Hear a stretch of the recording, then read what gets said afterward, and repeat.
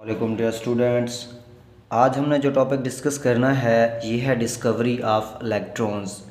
Last time हमने जो lecture पढ़ा था उसमें हमने डिस्कस किया था कि फंडामेंटल पार्टिकल्स क्या होते हैं। 3 फंडामेंटल पार्टिकल्स पढ़े थे, इलेक्ट्रॉन, प्रोटॉन और न्यूट्रॉन। आज हम इलेक्ट्रॉन को डिस्कस करेंगे, इसकी डिस्कवरी किस तरह हुई। इन 1897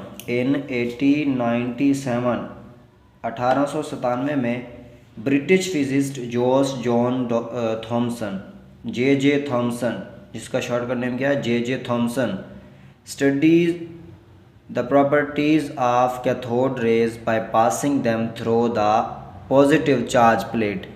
पॉजिटिव चार्ज प्लेट से पास किया कैथोड रेज को, उनकी प्रॉपर्टी को डिस्कस किया। उसी दौरान ये डिस्कवर हुई। क्या किया गया उस वक्त कि 1897 में जब उसने एक पॉजिटिव अपोजिटली चार्ज प्लेट से उसने गैस गुजारी, कैथोड रेज को गुजार के उसकी स्टडी करना चाहिए, तो उसने देखा कि जो कैथोड रेज हैं वो बेंट टूवर्ड, यानी कि बेंट हो जाती हैं टूवर्ड पॉजिटिवली चार्ज प्लेट। जो कैथोड रेज थी वो क्या करती हैं, पॉजिटिव जो प्लेट थी उसकी तरफ बेंट हो जाती हैं, show that they carry negative charge, और वो शो करती हैं कि उन पे नेगेटिव चार्ज होता है। ये आपने बात समझ लेनी है, लिखने के लिए मैंने बता दिया जो लिखना है। अब जब जैसे ही गैस पास की गई तो कुछ बेंट हो गई पॉजिटिव प्लेट की तरफ, तो वो क्या शो कर रही थी कि इस पर नेगेटिव चार्ज है, इस पर क्या है, नेगेटिव चार्ज है। Thomson also installed two magnets on either side of the discharge tube and noticed that cathode rays were also diverted by the magnetic field।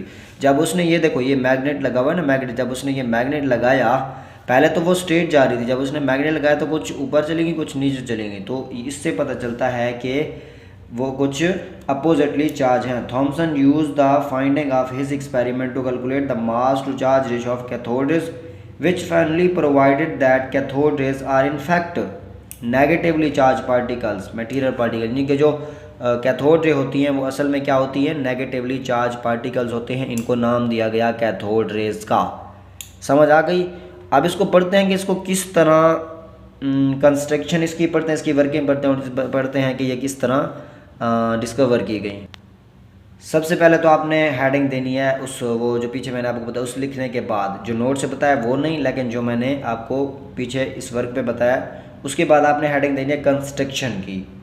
Construction में क्या लिखना है, वो कहता है a discharge tube is a hard glass tube provided with two metallic. एक जो gas glass tube थी, आप ग्लास ट्यूब ली, इधर मैं साथ साथ डायग्राम भी बनाता जाता हूँ। वो कहता है ग्लास ट्यूब लो, मैं एक ग्लास ट्यूब ले लेता हूँ।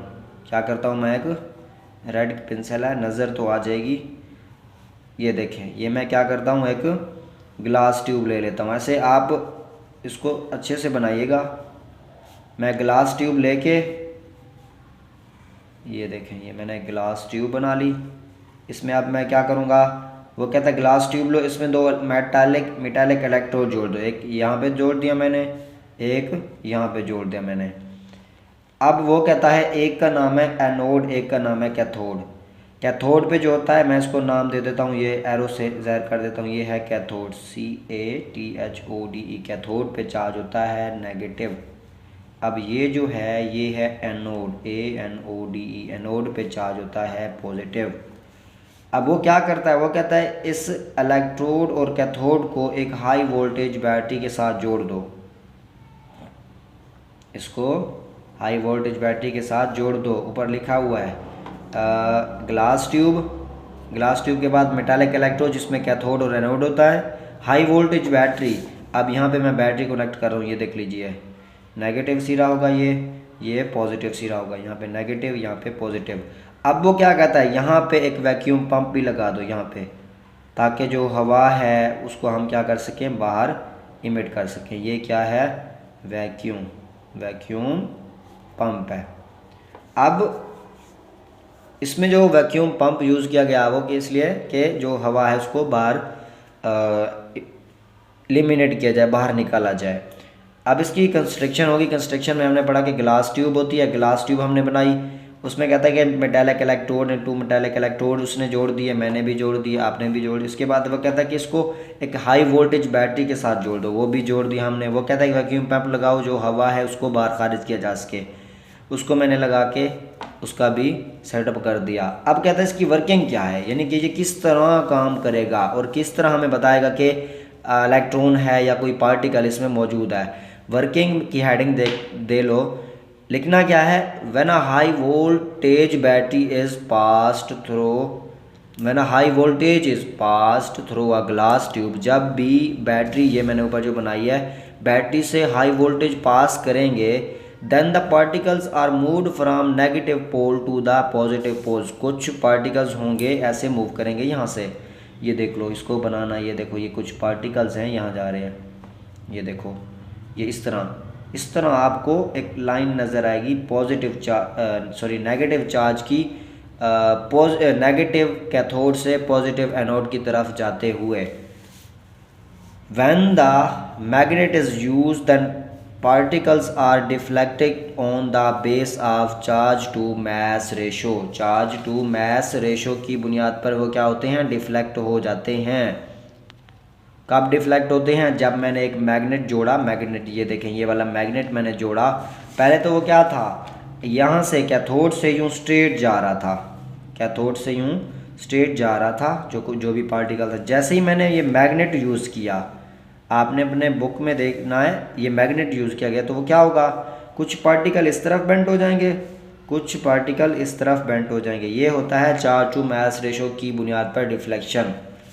These particles are after named of electrons, इस इन पार्टिकल को बाद में जो नाम दिया गया वो इलेक्ट्रॉन्स का था। And it is sure that electrons are fundamental particles of all the element, जो ऑल द एलिमेंट यानी कि जो तमाम एलिमेंट हैं उनका वो क्या होता है, फंडामेंटल पार्टिकल होता है, यानी कि लाजमी जुज़्व होता है। इसके बाद डिस्कवरी ऑफ प्रोटॉन है, वो इंशाल्लाह नेक्स्ट लेक्चर में डिस्कस करते हैं, वीडियो ज़रा लेंथी हो जाएगी। तो यही है हमारा आज का लेक्चर, डिस्कवरी ऑफ इलेक्ट्रॉन। उम्मीद करता हूँ आपको अच्छे से समझ आ गया। लिखना सिर्फ यही है, समझने के लिए मैंने आपको नोट्स में से बताया है जो पढ़ने वाला है, और लिखना इसी तरह जैसे मैंने बताया, डायग्राम इसी तरह बनानी है जो 2 डायग्राम मैंने बनाई हैं। तो यही था हमारा आज का लेक्चर, मिलते हैं next lecture discovery of proton में, तब तक के लिए अल्लाह हाफिज़।